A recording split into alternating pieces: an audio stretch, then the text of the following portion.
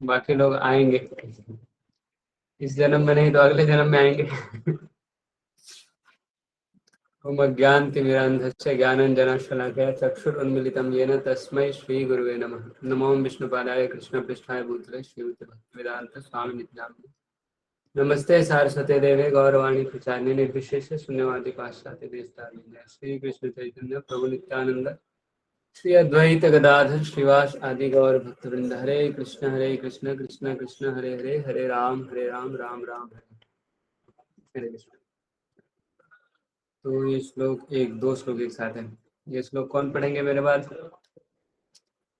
मेरे बाद रिपीट करेंगे ये श्लोक कौन? आप ऐसा हाथ उठा सकते हैं। सब लोग एक दूसरे का इंतजार कर रहे हैं क्या, या फिर मिल नहीं रहे? हरे कृष्णा, आवाज मेरा क्लियर है?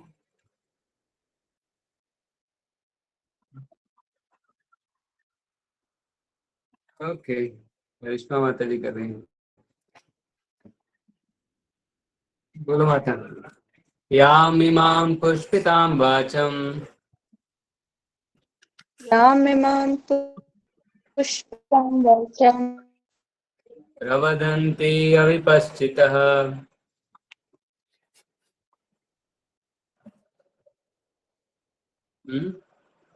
मुश्किल हो रहा है।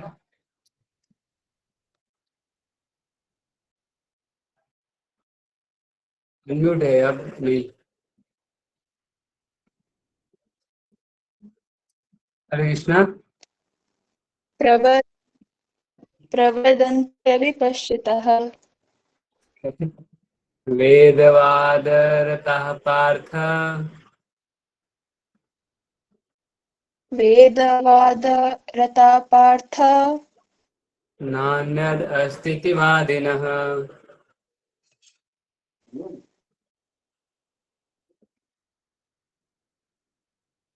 सर और एक बार। अरे अनम्यूट करके रखो, म्यूट क्यों कर रहे हो बीच में? नान्यद् अस्तीति वादिनः ज्ञानप्रस्थितिबाधितः कामात्मानः स्वर्गपरा काममानः स्वर्गपरा जन्म कर्म फलप्रदाम् जन्म कर्म फलप्रदा क्रिया विशेष बहुलाम् क्रिया विशेषबहुना भोगैश्वर्य गतिं प्रति। भोगाश्वर्या गति। ओके, धन्यवाद। बहुत डेयरिंग है आप। डाउट है फिर भी हाथ उठाते हो तब। ठीक है, इसका ट्रांसलेशन इस तरह से, जो कम बुद्धि वाले लोग रहते हैं, men of small knowledge are very much attached to flowery words of the Vedas। जो लोग के पास बुद्धि कम होता है तो वेद में पुष्पिताम वाचक, फ्लावरी वर्ड्स ऑफ द वेदा, जिससे फल मिलता है, फूल से फल मिलता है। तो जो सुनने में अच्छा लगता है फ्लावरी वर्ड्स है, उससे अटैच्ड होते हैं कुछ लोग। वो लोग सोचते हैं कि वेद को तो पालन करना है, लेकिन किसके लिए पालन करना है? जिससे मुझे धनम देही जन्म देही रूपवती भद्रम देही, जिससे पैसा मिलेगा, नौकरी होगा, शादी होगा, इसके लिए लोग प्रार्थना करते हैं और वेद को भी पालन करते हैं। तो ये लोग कम बुद्धि वाले लोग हैं। तो ये फ्लोरी वर्ड्स क्या करता है? Which recommends various fruitive activities, बहुत सारे कर्म कांड को रिकमेंड करते हैं for elevation to heavenly planets, resultant good birth, power and so forth. Being desirous of sense gratification and opulent life, they say that there is nothing more than this। तो कम बुद्धि और ज्यादा बुद्धि में डिफरेंस क्या है? कि ज्यादा बुद्धि में हम ब्राह्मण बनते हैं और हमारा जो बुद्धि है वो प्रॉब्लम को, सारे प्रॉब्लम को हमेशा के लिए खत्म कर देने के लिए काम करते हैं। ये नहीं कि थोड़ा टेम्परेरी प्रॉब्लम को बस सॉल्व कर लें और हो जाएगा, जीवन ठीक हो जाएगा, ऐसा नहीं। तो ये कम बुद्धि वाले छोटे प्रॉब्लम को सॉल्व करते हैं, तो ज्यादा बुद्धि वाले बड़े प्रॉब्लम को खत्म करते हैं, या प्रॉब्लम को हमेशा के लिए खत्म कैसे कर देना है उसके लिए मेहनत करते हैं। तो इस श्लोक में बता रहे हैं कि जो कम बुद्धि वाले लोग हैं वेद के बातों से अट्रैक्ट तो रहते हैं, लेकिन वैसी बातों से रहते हैं जो बताता है कि यज्ञ कर लो, ये कर्मकांड कर लो, ये हवन कर लो, ये पूजा कर लो, इससे क्या मिलेगा? इससे आपको अक्षय जन्म में, मतलब नेक्स्ट जन्म में अच्छे घर में जन्म मिलेगा, ढेर सारा और मिलेगा, पैसा मिलेगा। इसके लिए लोग वेदों का पालन करते हैं। यज्ञ करोगे, पुत्र होंगे, अच्छा शादी होगा, ये सब के लिए लोग करते हैं, फिर स्वर्ग में जाओगे। तो ये सब लोग बड़े बड़े स्तर पर आईटी चाहते हैं, इंद्रिय शक्ति, सेंसिटिफिकेशन, और एक भव्यशाली, क्या बोलते हैं उसको, एंजॉयमेंट वाला जीवन चाहते हैं। इसलिए वो वेदों को फॉलो करते हैं और ये बोलते हैं दुनिया में इससे बड़ा और कुछ नहीं है, वेद को क्यों पालन करना है? अच्छे से लाइफ एंजॉय करने के लिए। ठीक है। तो एंजॉयमेंट ये जो दुनिया का है उसमें सोच सकते हैं, या फिर आप पूछ सकते हैं एंजॉयमेंट करने में क्या ही बुरा है। लेकिन एंजॉयमेंट करने में बुरा ये है कि हम जितना सेंस को ग्रेटिफाई करेंगे तो हमारा सेंस से आइडेंटिफिकेशन और बढ़ता जाएगा, हमारा पहचान ये बढ़ता जाएगा कि हम शरीर ही है। तो हम शरीर को जितना ऐसा आराम देंगे तो हमारा ये जो रॉन्ग आइडेंटिफिकेशन है वो बढ़ेगा। फिर कोई बताएगा हम ये शरीर नहीं आत्मा है, तो ये बात पे हमको भरोसा नहीं होगा। हम लोग कैसे, इतना अच्छा शरीर है, इतना अच्छा एंजॉयमेंट है, ये दुनिया है, फिर नेक्स्ट स्वर्ग में जाएंगे, ये खुशहाल परिवार है, यही सब कुछ जीना है, जीना यहाँ, मरना यहाँ, इसके सिवा जाना कहाँ? ये कम बुद्धि वाले लोग है कि नहीं, main of human intelligence. So people in general are not very intelligent, and due to their ignorance, they are most attached to the fruitive activities recommended in the कर्म कांड portion of the Vedas. तो वेद में सब कुछ knowledge है, तो उसमें एक पोर्शन ये भी है जो कर्म कांड के बारे में बताता है कि जो करने से आपको मटेरियल बेनिफिट मिलेगा, नेक्स्ट लाइफ में स्वर्ग में जाएंगे और अच्छा परिवार में जन्म होगा, फेमस बनेंगे, पैसे वाले बनेंगे, रूप सुंदर रहेगा, ये सब कुछ। तो मैक्सिमम लोग इतना बुद्धिमान नहीं होते, तो वो यही चले जाते हैं कि कर्मकांड से अटैच रहते हैं, वो उसी को सब कुछ मान लेते हैं कि वेदों में ये दिया है, यही सब कुछ है, वेदों का सार यही है, आराम से रहो, चलिए वेदांत करो ताकि जीवन अच्छे से एंजॉय कर सके। They do not want anything more than sensitivity proposal के लिए, और ढेर सारे मटेरियल ऑपुलेंस बहुत कॉमन है, यहाँ भी मिलेगा तो वो करेंगे, या स्वर्ग में किस क्या काम करने से ऐसा मिलेगा इसलिए हम वो काम करेंगे। तो लोग इसी में अटैच रहते हैं, कितना ज़्यादा से ज़्यादा सेल्फ ग्रेटिफिकेशन हो सके, तो इसलिए वो शास्त्र का बात को ही मानते हैं। तो वेद में सब कुछ है। In the Vedas, many sacrifices are recommended for elevation to the heavenly planets, especially the ज्योतिष्टोम sacrifice. ये ज्योतिष्टोम एक यज्ञ है, तो कैसे स्वर्ग में जाना है, स्वर्ग का ढेर सारा प्लैनेट्स है, तो उधर कहाँ कहाँ पे कैसे कैसे जाना है उसमें ढेर सारा विधि बताया गया। So, in fact, it is stated that anyone desiring elevation to heavenly planets must perform the sacrifices, and many with a poor fund of knowledge think that this is the whole purpose of the Vedic wisdom. तो शास्त्र में या वेदों में वो बताया गया है कि अगर आपको स्वर्ग जाना है तो ये सब आपको करना ही चाहिए। और फिर जो कम बुद्धि वाले लोग हैं वो सोचते हैं कि पूरा वेद का पर्पस ही यही है, तो उनके पास ये बुद्धि कम होता है। क्यों कम होता है हम आगे के चैप्टर्स में देखेंगे, क्योंकि जो भी पुण्य करते हैं तो हम पुण्य कमाते हैं तो हम स्वर्ग में तो जाते हैं, लेकिन वो पुण्य खत्म होता है तो हमको फिर से गिरना पड़ता है इधर। क्षीणे पुण्य मर्त्य लोकम विशन्ति, आगे भगवान बताएंगे, इस चैप्टर में नहीं, आगे चैप्टर में कभी तो बताएंगे।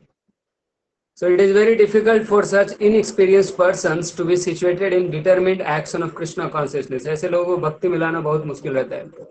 वो भागवत कथा भी सुनने जाते हैं, भागवत कथा अपने घर में भी अरेंज करते हैं, अपना सोसाइटी में भी कर सकते हैं, और बड़े बड़े यज्ञ दान पूजा दिखावटी के लिए सब लोग पूजा पाठ तो हम भी करते हैं, लेकिन उनको बोला जाए भक्ति कर लेंगे तो नहीं, मैं खाने में क्या बुराई, वो भी तो काली जी पर चढ़ा ही सकते हैं। या फिर कोई भी अगर क्यों पुण्य नहीं करना है, पाप नहीं करना है, या जो भी पुण्य पाप में उनका डिफरेंस अलग ही रहता है। तो भगवान को खाने के लिए दिए तो एंजॉय करना चाहिए, भगवान थोड़ी बोलते हैं तपस्या करें या फिर बहुत कुछ ऐसा। तो ऐसा वो डिटर्मिनेशन के साथ भक्ति में, भगवान का भक्ति में नहीं लगते। तो यहाँ भी कम बुद्धि का बात है, क्योंकि आगे भागवतम में बताया गया है कि अगर आपको सारा डिजायर चाहिए, मटेरियल डिजायर भी चाहिए, या फिर मटेरियल डिजायर है, आपको सारा मटेरियल डिजायर पूरा करने का इच्छा है, या फिर आपको कुछ डिजायर नहीं, या फिर आप मोक्ष चाहते हैं, तो भी अगर आप बुद्धिमान है तो आपको कृष्ण के पास जाना चाहिए और कृष्ण का तीव्र भक्ति करना चाहिए। तीव्रेण भक्ति योग है ना, यदि पुरुषम परम परम पुरुष कृष्ण का भक्ति करना चाहिए तीव्र भक्ति योग के साथ, तो वो बुद्धिमान व्यक्ति है। उसको सेंसिटिव चाहिए, लेकिन उसके लिए वो भगवान के पास जाता है तो वो बुद्धिमान व्यक्ति है। भगवान गीता में भी आगे बताएंगे 4 तरह के सुकृति लोग हैं, जो या तो डर से आ रहे हैं, बहुत दुखी है इसलिए आए हैं, या उनको पैसा चाहिए तो भगवान के पास जा रहे हैं, या फिर ज्ञान हो गया इसलिए भगवान के पास जा रहे हैं, या फिर उनके पास क्या इंक्यूजिटिवनेस है, जिज्ञासा है, ये भी जानना है वो भी जानना है, इसलिए भगवान के पास जा रहे हैं। किसी भी तरह से कोई भी अगर कृष्ण के पास जाता है तो भगवान ही बोल रहे कि वो बुद्धिमान व्यक्ति है और सुकृत है इस पायस में। बहुत सारे पायस काम पुण्य काम किए उन्होंने। ठीक है, तो ऐसे लोग जो वेद के इन बातों को अल्टीमेट मान लेते हो, कृष्ण का भक्ति करना उनके लिए बहुत दूर की बात होता है।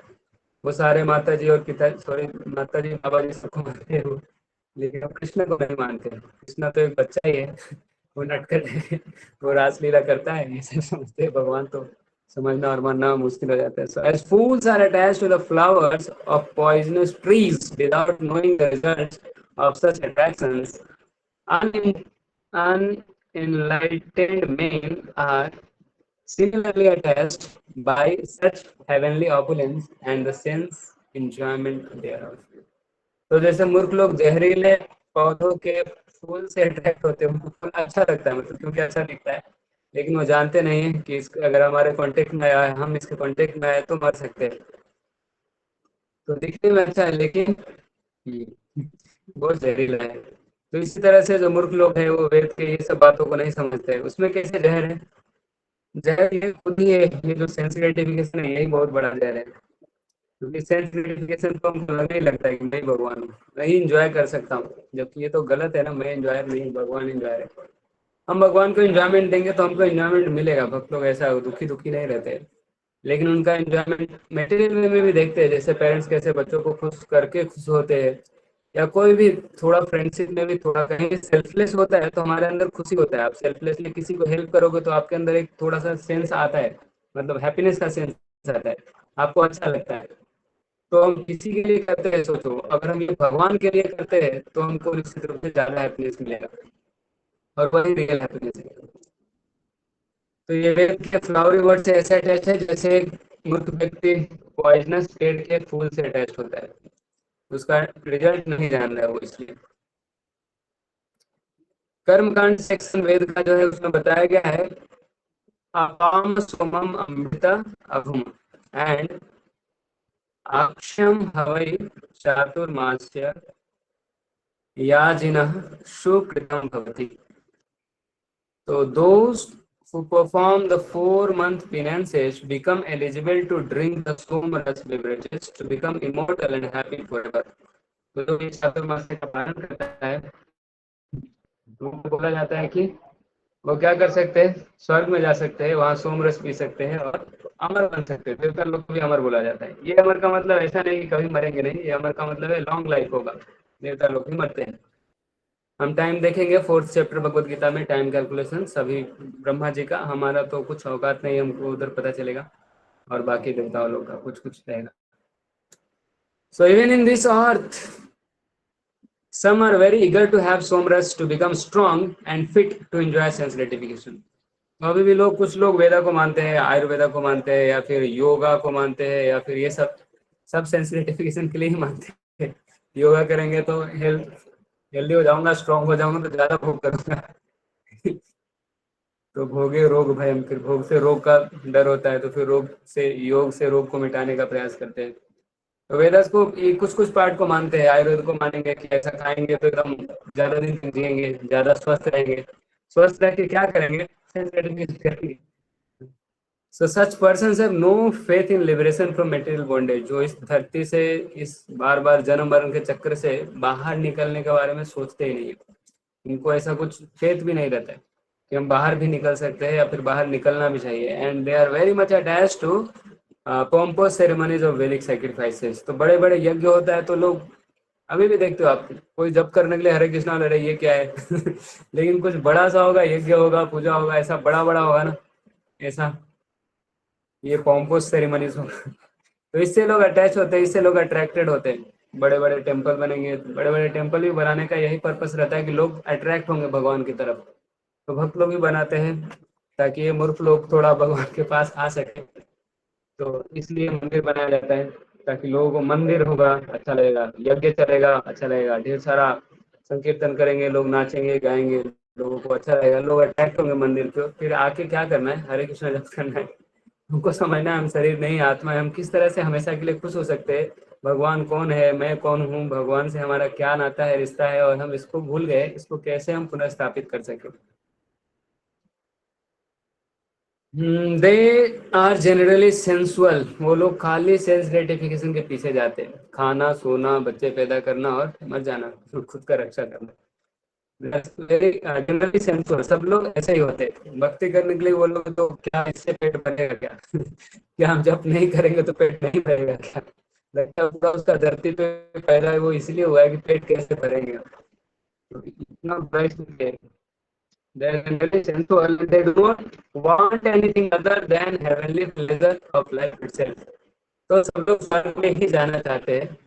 तो जो लोग स्वर्ग को नहीं मानते हैं, वो लोग इसी जीवन को स्वर्ग बनाने का अथक प्रयास करते रहते हैं, और करते करते एक दिन मर जाते हैं और कुछ कर नहीं पाते हैं। जो लोग मानते हैं वो लोग फिर वेद का ये सब पाठ को समझते हैं और ये करते हैं ताकि अगला जन्म में तो स्वर्ग में जाएंगे, इस जन्म में तो कर्म के अनुसार भोग रहे हैं, अगला जन्म में स्वर्ग में जाएंगे। वो बेवकूफ समझ नहीं पाता है कि वो भी तो टेम्पररी है, उधर जाके हम परमानेंटली नहीं रह सकते। It is understood that there are gardens called Nandan Kanan. ये भुवनेश्वर में भी एक गार्डन है शायद, है ना, उड़ीसा में, नंदन कानन एक्सप्रेस वे स्वर्ग में ये नंदन कानन नाम का गार्डन है। तो वहां पर बहुत सारे अप्सरा रहते हैं। तो देवता लोग उधर जाते हैं, तो इधर के लोग भी सोचते हैं हम ऐसे नंदन कानन में जाएंगे। And opportunity, good opportunity for association with angelic, beautiful women and having a profuse supply of somaras wine, Turkey दारू मतलब सेंस ग्रेटिफिकेशन ये बस। तो सेंस ग्रेटिफिकेशन के लोग लिए लोग कहीं भी जाना चाहते हैं। लोग जब ये देखते हैं कि अरे स्वर्ग में ये सब है तो मुझे स्वर्ग में जाना है। अगर लोगों को लगता है कि हम यहीं पे ये सब मेहनत करके करते हैं तो फिर वो लोग बोलते हैं स्वर्ग में कुछ नहीं होता है। वो लोग और ज्यादा बुद्धिमान नहीं होते, क्योंकि उनको लगता है कि अरे अभी हम मेहनत करेंगे बाद में रिजल्ट मिलेगा, इतना दिन कौन वेट करेगा उनको फेस तो नहीं है और इतना दिन वो वेट भी नहीं कर सकते। तो बुद्धिमान लोग वेट करते हैं। जैसे अभी बुद्धिमान होते तो लोग पढ़ाई करते हैं कि हम पढ़ेंगे तो हमारा कैरियर अच्छा होगा, फ्यूचर अच्छा होगा। लेकिन कोई बच्चा खेलने में रह जाता है कैरियर बाद में अच्छा होगा, अभी खेलते हैं तो बात का नहीं सोचता है, तो उसको बेवकूफ मानते हैं या फिर कम बुद्धिमान समझते हैं। तो हमको फ्यूचर का सोचना चाहिए। हमको बहुत लोग इतना आगे फ्यूचर का सोचते हैं कि नेक्स्ट लाइफ का भी सोचते हैं, और इससे बाद स्पिरिचुअल जर्नी के बारे में भी सोचते हैं। तो अभी ये दुनिया में भी देखते हैं ना, जो बच्चे होते हैं वो इतना नहीं देखते हैं। श्रेयस प्रेस का डेफिनेशन इधर से आता है। अगर बच्चा को एक चॉकलेट दो, 10 रुपए का या 1 रुपए का चॉकलेट दो और 100 रुपए का नोट दो, तो वो चॉकलेट ही लेता है। अगर वो बच्चा नोट ले रहा है 100 रुपए का, तो समझना चाहिए वो बच्चा थोड़ा इंटेलिजेंट है, वो जानता है ये 100 रुपए में 100 चॉकलेट होगा। लेकिन जो इंटेलिजेंट नहीं वो सोचेगा अरे कौन चॉकलेट खरीदने जाएगा, ये पैसा थोड़ी ना खा सकते हैं, पैसा से थोड़ी ना पेट भरेगा चॉकलेट ले लेता हूँ। तो वो बेवकूफ़ बच्चा है, फ्यूचर का नहीं सोचता है। तो उस तरह से पढ़ाई नहीं करता है, खेल में लगा देता है, तो उसका फ्यूचर चौपट हो जाता है। क्योंकि उसको मेहनत करना आता है, जो सुख दुख है वो तो फिक्स है ही। तो अगर पहले मेहनत कर लिया तो पहले दुख भोग लिया तो बाद में सुख भोगेगा। पहले ही अगर सुख का सारा कोटा खत्म कर दिया खेल कूद में, बाद में तो जो दुख था उसका जीवन में आएगा ही, और बाद में जब दुख आएगा तो वो झेल नहीं पाएगा, क्योंकि बचपन से उसको आदत भी नहीं है और उसका शरीर भी उतना स्ट्रांग नहीं रहेगा, और माइंड तो उसको पूरा खा ही जाएगा तो इसलिए बचपन से ही तपस्या करना चाहिए और दिव्य तपस्या करना चाहिए। तो हर स्तर पे हमको ये सब सीखना चाहिए। Such bodily happiness is certainly sensual. तो ये जो बॉडली प्लेजर था ऊपर के बारे में, ये सेंसुअल है, मतलब सेंस ग्रेटिफिकेशन में है। Therefore, there are those who are purely attached to such material temporary happiness as lords of all the material world. तो ऐसे लोग हैं, ऐसे लोग ये वेदा को मानते हैं, लेकिन वेदा को उसी पोर्शन को मानते हैं जिससे स्वर्ग में जाया जाए या फिर स्वर्ग का सुख भोगने के लिए जाया जाए। वर्ल्ड WWW वर्ल्ड वो क्या था उसका, wealth world women wide wine. Web. हाँ वो है, दूसरे लोग दूसरा कुछ बोलते हैं, wealth women wine. Sense gratification, only sense gratification. भोगैश्वर्य प्रसक्तानां तया परित चेतसां व्यवसायात्मिका बुद्धि समाधौ न विधीयते। तो कैसे लोगों का समाधि नहीं हो पाएगा, जो समाधि में स्थित नहीं हो पाएंगे, ऐसे लोगों के बारे में बताया गया है। समाधो न विधीयते means the resolute determination for devotional service to the supreme Lord does not take place. भगवान में भक्ति करने के लिए डिटर्मिनेशन नहीं आएगा। कैसे लोगों को नहीं आएगा, तो ऐसे लोगों को नहीं आएगा जो है भोग ऐश्वर्य प्रसक्तानाम, भोग और ऐश्वर्य से पूरा अटैच्ड है। प्र मतलब पूरा, प्रकृष्ट रूपेण, जय में ये वर्ड आएगा ना, प्र मतलब कंप्लीटली आसक्त होते, अटैच। और प्रसक्तानाम मतलब बहुत ज्यादा अटैच है, किससे, भोग और ऐश्वर्य से। भोग ऐश्वर्य प्रसक्तानाम तया अपहृत चेतसाम व्यवसायात्मिका बुद्धि समाधौ न विधीयते। तो in the minds of those who are too attached to sense enjoyment and material opulence, भोग और ऐश्वर्य से बहुत ज्यादा अटैच्ड है, टू अटैच्ड है, and who are bewildered by such things, तया अपहृत चेतसाम, उसका बुद्धि भी bewilder हो जाता है, अपहरण हो जाता है उसका बुद्धि का। The resolute determination for devotional service to the supreme Lord, भगवान का भक्ति करने के लिए डिटर्मिनेशन उसके अंदर कभी नहीं आता है। कभी कभी आता है, लेकिन उसको डिटर्मिनेशन नहीं है, इसलिए वो कंटिन्यू नहीं कर पाता है। कभी कभी उसको लगता है कि करना चाहिए, जब चलो एक दिन कर लेता है, दूसरे दिन वो नहीं कर पाता है क्योंकि उसको मजा नहीं आया, बोलते हैं। तो जो भोग और ऐश्वर्य से बहुत ज्यादा अटैच है, उनका बुद्धि बिगड़ा रहता है, और वो पूरे डिटर्मिनेशन के साथ भगवान के भक्ति में नहीं लग सकते।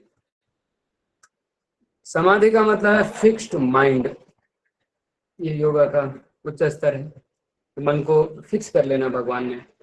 तो वैदिक डिक्शनरी निरुक्ति, हमने पहले भी नाम सुना था, ये एक डिक्शनरी का नाम है। तो वो बोलता है कि सम्यक अधीयते स्मिन् आत्मतत्व यथात्मयम्, when the mind is fixed for understanding the self, it is said to be in samadhi। तो मन एकदम फिक्स हो गया खुद के बारे में समझने के लिए। हम भगवान के अंश है, तो भगवान के बारे में या खुद के बारे में मैंने पहले भी देखा था, खुद को हम अच्छे से स्टडी करेंगे तो हम भगवान को भी समझ सकते हैं। जैसे चावल में एक चावल को देख के हम जान जाते हैं पूरा चावल रेडी हो गया, या फिर जब देखते हैं कि केमिकल रिएक्शन या लेबोरेटरी में जो चेक करते हैं, एक छोटा सा पार्ट को चेक करके हम पूरे का निष्कर्ष निकाल लेते हैं। वैसे हम भगवान के अंश है, हम अपने नेचर को समझ के हम समझ सकते हैं पूरी दुनिया का, मतलब सॉरी, भगवान का नेचर कैसा है, तो हम ये सच्चिदानंद वाले स्वरूप को समझ सकते हैं। तो हमारा माइंड पूरा रूप से फिक्स है सेल्फ को समझने में, आत्मा को समझने में, आत्मा या परमात्मा को समझने में, हमारे बीच का संबंध को समझने में, तो उसको समाधि बोलते हैं। समाधि is never possible for persons interested in material sense enjoyment and builded bye such temporary things. तो कोई व्यक्ति जो भोग ऐश्वर्य से बहुत ज्यादा आसक्त है और ऐसी चीजों से ही बिल्डर रहता है जो कि टेम्परेरी है, तो वो कभी समाधि में तो नहीं जा सकता है। तो समाधि मतलब ऐसा नहीं कि एकदम एक जगह बैठ के और कुछ करे ही नहीं तो ही समाधि होगा। जैसे हमारे गुरु महाराज हैं, गोपाल कृष्ण गोस्वामी महाराज, दिन भर बिजी ही रहते हैं, लेकिन एक बहुत बड़ा जो योगी है और जो ये सब पढ़े हैं, योगा को जानते हैं और एस्ट्रोलॉजर भी है, उन्होंने बताया कि महाराज का जो सिम्टम्स है वो एक बहुत बड़ा योगी के जैसा है। लोग चौंक रहे थे कि महाराज ऐसा कब किए। वो बोल रहा था महाराज हमेशा समाधि में रहते 24 आवर्स। तो 24 आवर्स इंगेज रह के बाहर रूप से देखने में हमेशा बिजी है कुछ न कुछ करने में, क्योंकि भगवान का सेवा में बिजी थे।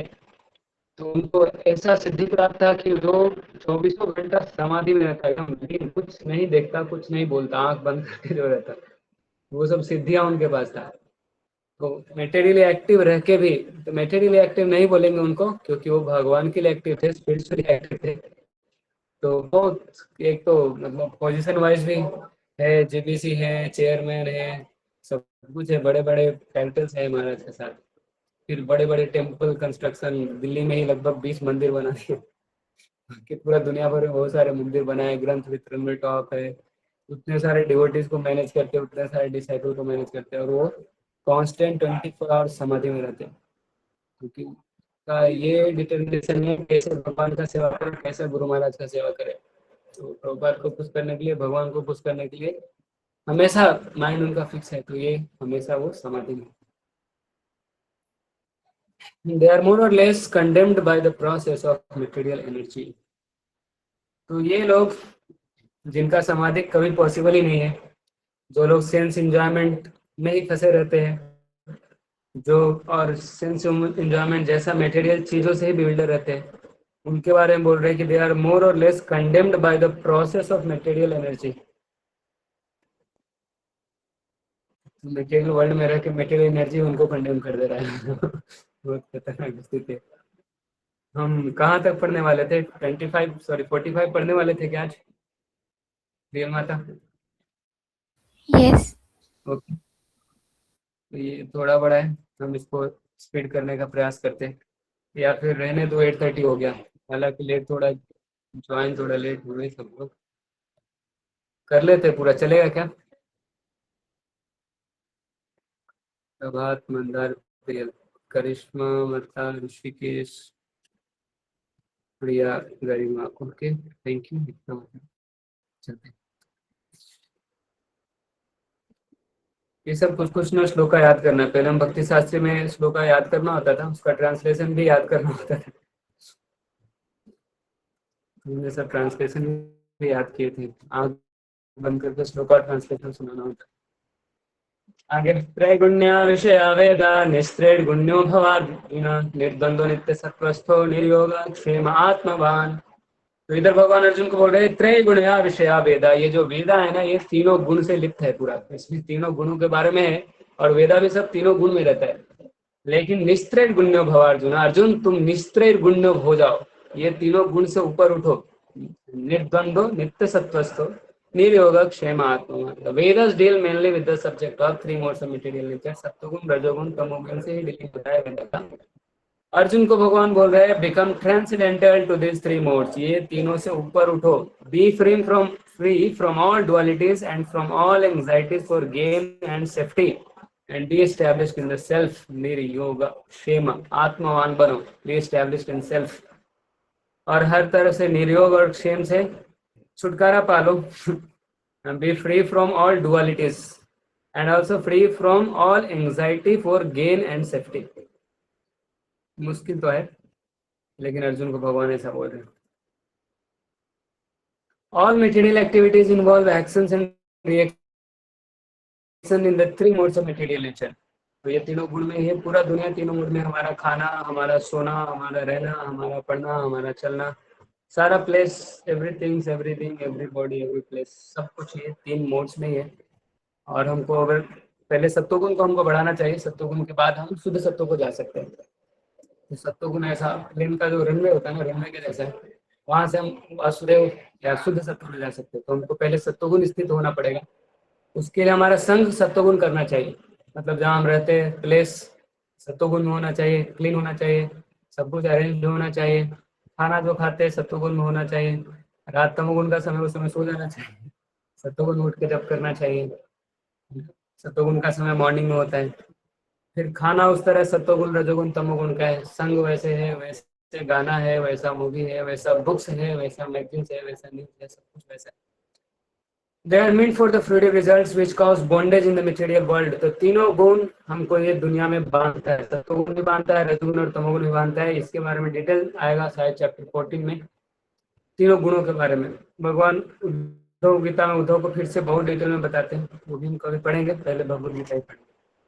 The Vedas deal mostly with the fruitive activities to gradually elevate the general public from field of sense gratification to a position on the transcendental plane।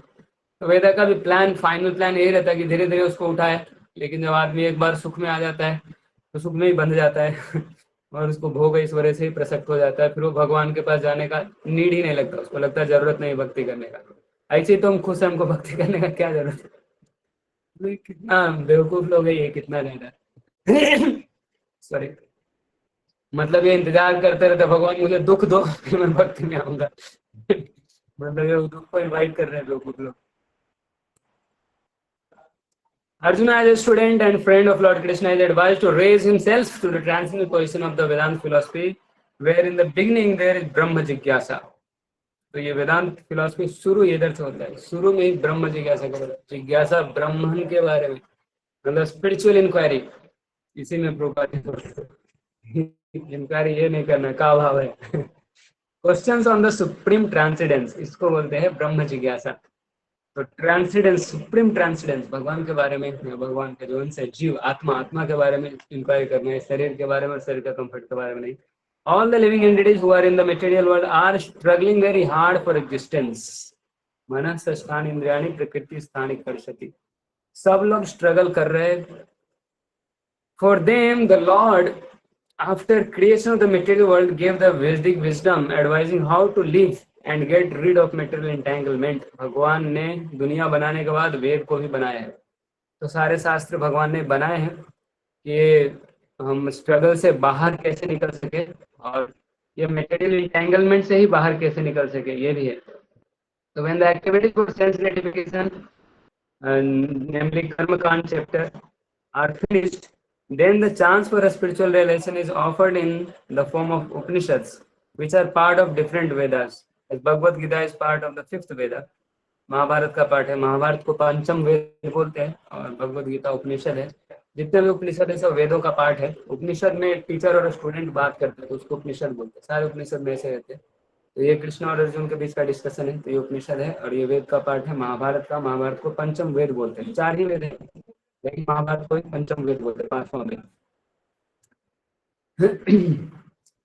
तो वेद में कर्म कांड ही रहता है, लेकिन उसी में उपनिषद रहते हैं, उसमें बताया जाता है सिर्फ ऊपर उठने के लिए। लेकिन जो कम बुद्धि वाले लोग हैं उधर ही फंस के मर जाते, मतलब उधर ही फंस के रहते हो गया। यही सब कुछ है, इसके बाद भगवान का जरूरत नहीं। महाभारत पढ़ो, देखो कैसे एंजॉय कर सकते हैं, वो सब कुछ जानते हैं। उसमें पॉलिटिक्स सीखो, घर का पॉलिटिक्स सीखो, स्टेट का पॉलिटिक्स सीखो, और कैसे दूसरों को कष्ट देके हम खुद एंजॉय कर सकते हैं, ये सब सीखते हैं। तो Upanishad mark the beginning of transcendental life. तो उपनिषद से ही हम शुरू करते हैं, ये सब छोड़ो, भगवान के पास जाओ, भगवान से अपना रिश्ता जोड़ो। As long as the material body exist, there are actions and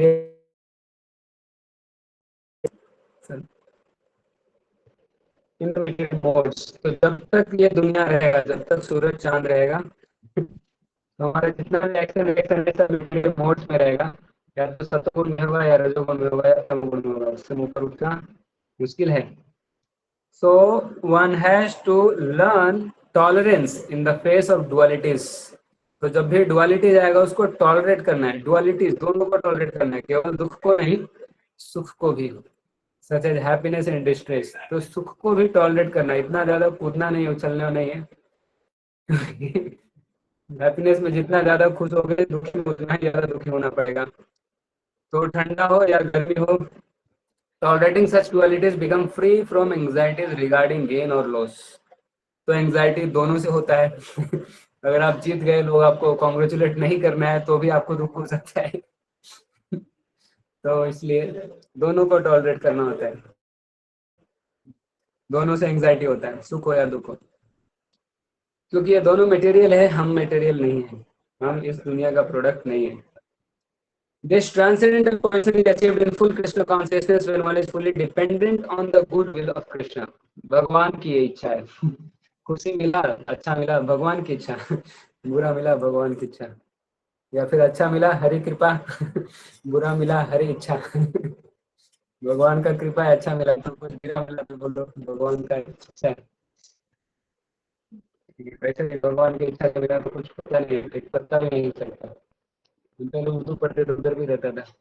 खुदा एक है, वो सबसे बड़ा है, उसका कोई सानी नहीं। वही हमारा मालिक और खालिक है। उसका मर्जी के बगैर एक जर्रा भी नहीं हिल सकता। जरा साइन पार्टिकल को बोलते हैं। इनका प्रचार उधर रेगिस्तान में हुआ था। वो लोग एग्जाम्पल ऐसा देते हैं क्योंकि उधर एक भी घास दिखाई नहीं देता है। हमारे वेदों में बोलते हैं भगवान की इच्छा के बिना घास का पत्ता भी हिल नहीं सकता है। उधर घास ही नहीं है, पत्ता ही नहीं, लोगों को समझ में नहीं आएगा। तो उनको उस तरह समझाया गया। ठीक है, धन्यवाद। भगवान की इच्छा से ही सब कुछ होता है। तो ये सोच के ऐसा नहीं कि हमको इंडिवर नहीं करना है, लेकिन ये सोच के हमको सुख दुख को टॉलरेट करना है। ठीक है, थैंक यू सो मच जुड़ने के लिए आप सबका। हृदय की गहराइयों से धन्यवाद। किसी को कुछ बोलना है, पूछना है? हरे कृष्णा। तो फिर मीटिंग एंड करते हैं। हरे कृष्णा, हरे कृष्णा।